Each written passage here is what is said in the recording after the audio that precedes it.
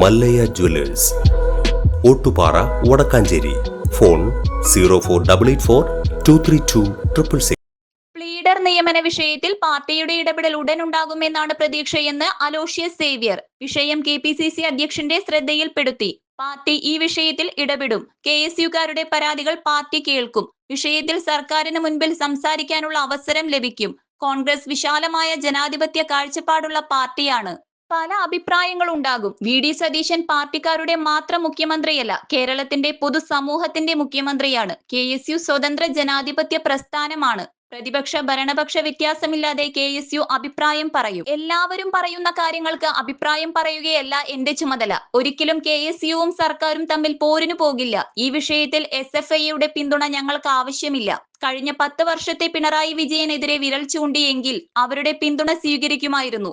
KSUവും സർക്കാരും രണ്ട് തട്ടിൽ എന്നില്ല.